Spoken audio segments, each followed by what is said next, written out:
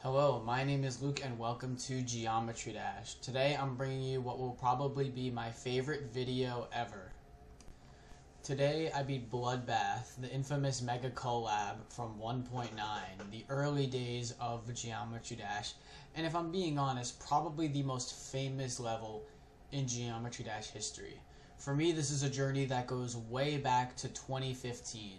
In 2015, I started playing Geometry Dash. I had a friend back then who was playing the game on his phone, and I thought it looked pretty cool, so I gave it a try myself.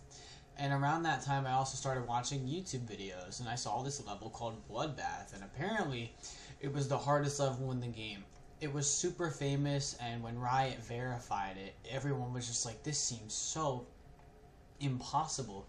Just far beyond the difficulty of anything we had seen before. The next closest would have been something like Cataclysm, which is a lot easier than Bloodbath. But for me, this journey means a lot more than just how hard it was back then. Geometry Dash for probably a few years. I switched over to a computer. I was old enough, I was like a 7th grader at the time, and I had saved up enough money for my own laptop, and I got the game on there, and I started grinding away at harder levels, right? I remember when I beat Theory of Everything 3 by Mannix. I remember when I beat Windy Landscape, Supersonic, and all these other challenging levels. At the time, I played on 60 Hz, and my skill was getting really good. During this time, I actually made a YouTube channel, and it doesn't exist anymore, but my earliest videos on that YouTube channel were me pointing a phone at my computer screen. Eventually, I got a 144 Hz monitor, and I got a new desktop for myself. And actually, it's the same case for the PC that I'm using right now. I just changed out all the parts, and I started playing Geometry Dash a lot more intensely as I got into my 8th grade year and my 9th grade year as a freshman in high school. My first Extreme Demon was Allegiance by Nightgrow Plays, and then shortly after that, I beat a level called The Flawless, who I can't even remember off the top of my head who it's by. But that was my hardest at that time. At that point, I decided I wanted to make a big jump. Those two levels, I believe, were in the 70s or so on the Demons list, and I wanted to jump to Bloodbath, which was in the top 50 at the time. This was around early 2.1, so the hardest levels in the game were like the RGB trilogy, so Yada, Erebus, and Sonic Wave. But Bloodbath was still a contender for being a challenging level, and it was a good benchmark to test your skill set at the time. And I really wanted to beat it because when I came to the game, that was like the impossible level. And now that I had built up enough skill where I thought I could do it, I was like, it would be awesome to go from nothing to beating a level I once thought was impossible. I remember when I first played Bloodbath on my phone in practice mode, it took me thousands of attempts just to get through the level in practice mode. Like, just unbelievable. And to be at a point where I could potentially beat it was astounding to me. I ended up making slow progress at the level because, again, it was a big jump from those first two levels.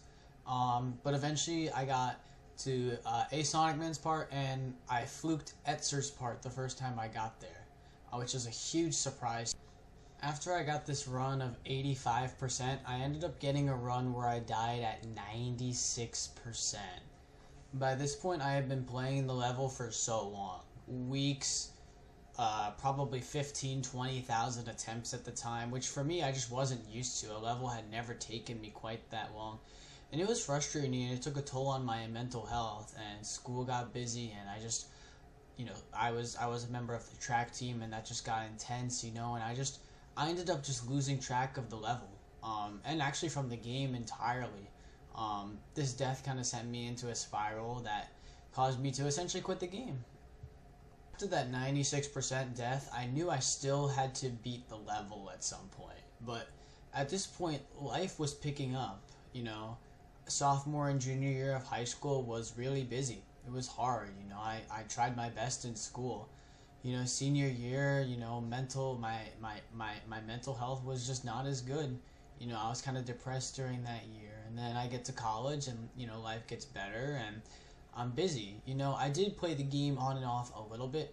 I actually, during my freshman year of college, I beat Poltergeist, the 9 Circles level, and I beat Quest for Perfection, the Cataclysm remake. But I never played the game for such a prolonged period of time as to redevelop my skill fully that I had when I got 96% on Bloodbath. And this lasted for a very long time. So if you do the math, I believe the death at 96% the first time was in February of 2019. I beat Bloodbath today, and it is May of 2026. That means it has been over 7 years since I died at 96%. And during that period, I went all through high school, graduated, got my diploma, moved, went to college, got my entire degree. I'm about to start a full-time job, and I still hadn't beat Bloodbath until today. I went through all this major growing up, the beginnings of adulthood. So much stuff in my life has changed since I got 96%. But for some reason, I still felt like I just had to beat this level. I felt like I was just something about me. It's like I couldn't live if I just didn't beat it. I mean, I was so close last time, and this level was so iconic to me, especially when I played back then, and it was the #1 demon in the game. I was like, I gotta do that. That's my end goal with Geometry Dash. Once I beat that, I'm done. And I still feel like that. Not as in I'm going to quit the game, but as in I have no motivation right now to beat anything harder than Bloodbath. I want Bloodbath to be my hardest demon for a long time. I want to be able to tell people, hey, my hardest demon's Bloodbath. And they're like, oh, Bloodbath? Dude, me too. That's such an iconic level. And we just bond over that. It's such a famous level. And I feel good knowing I've beaten this level. And I plan to keep it that way for a while, because these challenging extreme demons, especially a new hardest demon, that's a pretty big jump from my previous hardest, which was retention, is stressful to beat. It was rough. I actually died at 96% again about 2 weeks ago before I traveled, and then today, maybe 15 minutes before beating it, I died at 95. So I died at G-Boy's part 3 times in total before beating Bloodbath. So it was pretty intense, and it was pretty stressful. But I can finally say after today, after this whole decade-long journey of me playing Geometry Dash, actually a little over a decade, and over a 7-year-long stint with this level, Bloodbath, that has always lingered on my mind ever since I died at 96% on it. In my bedroom as a 14-year-old, I'm now 22. No, wait, was I 14 or 15? I don't even remember. I don't even remember how old I was back then. That's how long ago it was. But I can finally say now that it's over. I beat Bloodbath. I got it out of the way. I never have to play this level ever again. And I can look back knowing I beat the most iconic demon in Geometry Dash history. And it's something I'm proud of. Anyways, I'm going to go ahead and take you guys through the level and talk about it, talk about what parts of the level gave me trouble, what parts I liked, and what parts I didn't like, and then I'll show you guys my completion of the level at the end of the video. So tune in, I should say. Tune in, stay to the end, do whatever. So let's start by getting an understanding of how hard Bloodbath actually is compared to what I have already beat. So, my hardest extreme demon 7 years ago when I was playing Bloodbath for the first time was the Flawless. Right now the Flawless is number 1,231, right, on the AREDL, whatever you want to call it, demons list. And Bloodbath is number 764. So if I had beaten this level 7 years ago, that would have been a huge jump in difficulty, right? Retention, my current hardest, isn't even that much harder than the Flawless. Right now that's number 1158 on the demons list. Still a jump of almost 400 demons between these levels. Guys, Bloodbath is not an easy extreme demon. It probably gets the notion that it is because so many people try to beat it, so many people consider it a stepping stone, and therefore there's just more people that have beaten it and that are consistent with it and that can get familiar with the gameplay because they've seen it so much, everyone's trying to beat it, etc. When in reality, there are many extreme demons that are easier than Bloodbath. There are many. Bloodbath is harder than probably half of extreme demons on this list, as a matter of fact. Bloodbath is not an easy extreme demon, and this is a big jump. Alright, so let's start with the beginning of Bloodbath. So, Bloodbath is the sequel to Cataclysm, and also there's now Aftermath, so these 3 levels make up the Apocalyptic Trilogy. And the end of Cataclysm involves your ship being on the ground, so WoW's part at the beginning of Bloodbath starts with the ship at the bottom, right? WoW's part is interesting because I think it's one of the more difficult parts of the level in terms of gameplay, but since you're doing it every attempt, you get consistent with it. It's kind of annoying because since it's straight fly, there's a lot of just clicking, right? A lot of inputs, and then there's a fast ball at the end here that has a lot of spam in it, so your finger's already a little bit fatigued. But overall, it's not the most challenging part of the level. I could get through it most attempts. Next is Vermilion's part. Vermilion's part is unbalanced. I would say the first ship is challenging.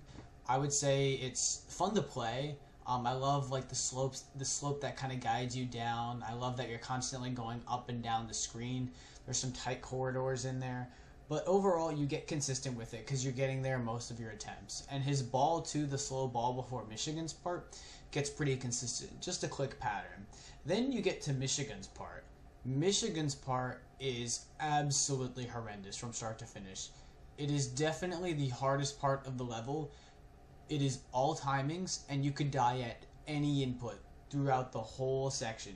It's only 8% of the level, but it definitely is make or break if you want to beat Bloodbath, because you have to get past it consistently if you want to have a lot of shots at the end of the level.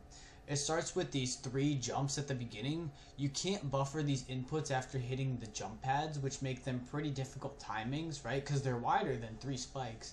And then after that, you have to jump into this straight fly. And this straight fly is tighter than 1 block, probably the tightest straight fly in the whole level. Plus, it's dark, so it's hard to see. This ball wasn't too bad. You're kind of able to gauge when to click based on how your ball is in relation to the top spike. So as the ball passes the first spike, you can kind of be like, oh, I have to click now. And you get a feel for it, and there's a click pattern. But that is short-lived as you enter this UFO section. This UFO section is absolutely horrendous. I believe there's a 60 Hz frame perfect in here, and honestly, it feels like every click in this part is impossible. The corridor is just barely enough for you to do each of these clicks, particularly the second and third click. So the first 2 clicks after hopping off the platform are very difficult.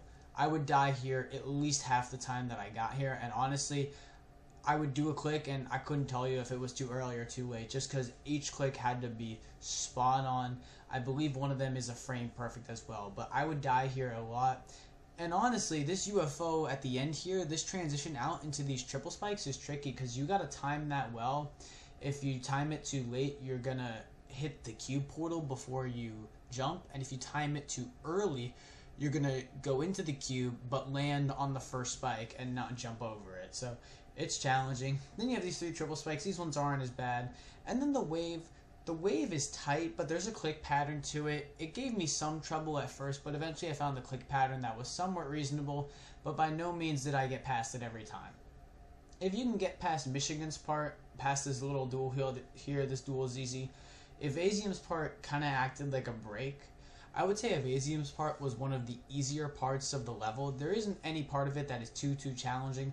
The wave looks challenging, but it's really not that bad at 0.5 speed. It's, you know, I get past Evasium's part probably 2/3 of the time that I got there. The UFO got consistent, right? So overall, Evasium's part kind of felt like alright, this is a good attempt. I got past Michigan's part. Then comes Crack's part. Crack's part, it's kind of the shift in tone and the music, and it's one of the harder parts of the level, but it's definitely not as hard as Michigan's part, or a part I'm going to talk about later. But Crack's part is all mini ship, it's all straight fly, and there's some tight corridors in there. I feel like Crack's part is a test of your ship ability, and I feel like Bloodbath as a whole is kind of a ship carry level, from all the stuff at the beginning to all the straight flies that we're going to see at the end, and it's all encapsulated by what we see here in Crack's part. Crack's part is probably some of the most difficult ship gameplay in the whole level, and like when you're first playing Bloodbath, you'll see like this looks really tight. Like just watching a video of the level, you're like, wow. But it does get consistent. You don't want to spam through any of the straight flies. Just do nice and gentle strokes, right? Up and down. Don't need to spam too much. Don't want to wear your finger out. And you'll get through it. By the way, this little cube at the end of Crack's part, I died here several times. This timing was brutal. It was absolutely brutal. But moving on from this part, because I have a lot of level left to talk about, right? Sonic Man's part. This part was kind of the surprising challenge for me. as this is something that people don't necessarily view as one of the harder parts of the level, but for me, it was an absolute challenge, particularly the ball. The UFO was challenging, but there's a click pattern to it and there's timings and you get used to it. The ball, on the other hand, it's not so much that the gameplay is hard, but the ball is spammy, and at this point you just straight fly a bunch. This is why I say don't spam through cracks part, because your finger's going to get all fatigued, and you got to spam through this ball coming up. All these blue orbs that you got to do, particularly I think there's 7 orbs in a row, but you only have to click 5 times. That was a big challenge for me, and I died there several times just due to finger fatigue. In fact, when I picked this level back up again recently to beat it, I died at this ball probably 10 times before I made it to Etzer's part. Just because my fingers were so fatigued and I was trying to spam as hard as I could. Turns out you don't have to do that. You just have to hit it 5 times, which even that is pretty quick, but I'm not a good spammer. But overall, when I beat this, I was able to get consistent with Asonic Men's part, finally. Then comes what, in my opinion, is the second hardest part of the level, and this is Etzer's part. This is what I think is probably the most iconic part of the level, in my opinion. It's not the hardest part, but it has this build up into it from Asonic Men, where you hit all these orbs, there's that little auto section and the slow portal, and then the music drops again. And you have this iconic UFO gameplay. The gameplay in here is extremely well designed, in my opinion. I love all the different orbs and the different game modes. I love how you're kind of gliding down into the ground, and you have to kind of manipulate the hitboxes there a little bit, and how you have to control the orbs. 79% is pretty hard. Everyone memes about that, but I don't think it's too challenging. I was able to get past it relatively consistently, but overall, Etzer's part is a challenge. The ship is really tight. In particular, the UFO has a very specific click pattern that feels kind of awkward as you enter it, and it's just a difficult part. And not to mention, this is when your heart starts to race, because you're 70% of the way through the level, and that always is a contributor. If you're fortunate enough to get past Etzer's part, you have Havoc's part. Havoc's part is easy, but I died there a lot. Mostly just because I would kind of just sell. But I would die at this ball at the start a lot. I just wouldn't click fast enough in certain areas, or I would mess up my timings right here. And it was overall just a rough time for me. The UFO wasn't that bad.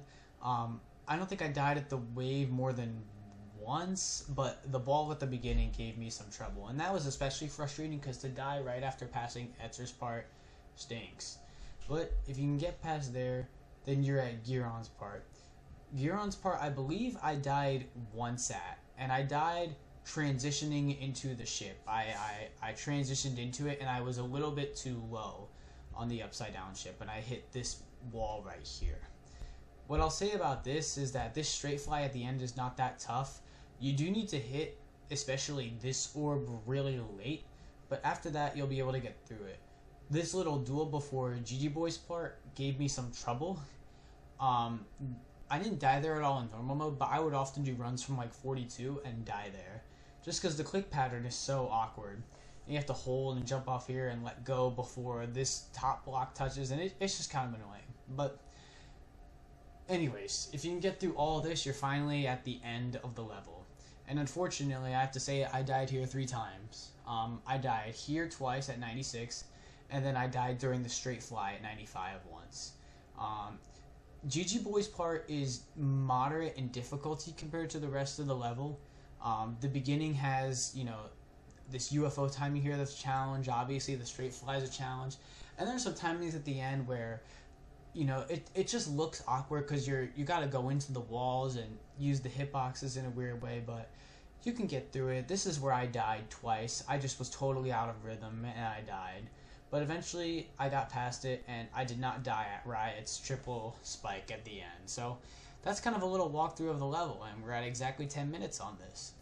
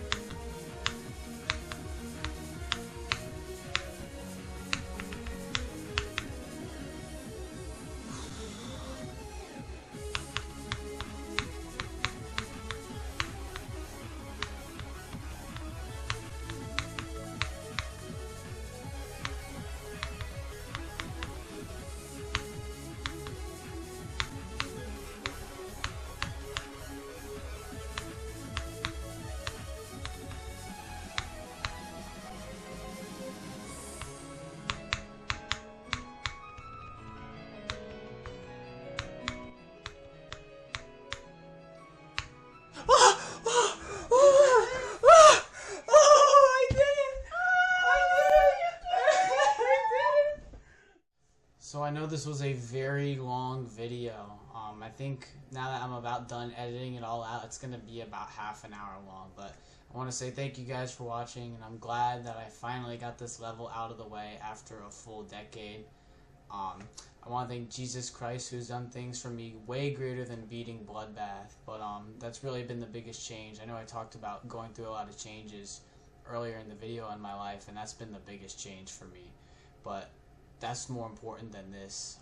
So I would encourage you guys, open your Bibles, read, and just know that there's more to life than whatever you're going through right now. But that's going to be it for this video today, and who knows what's going to be next for Geometry Dash, so stay tuned. Peace out.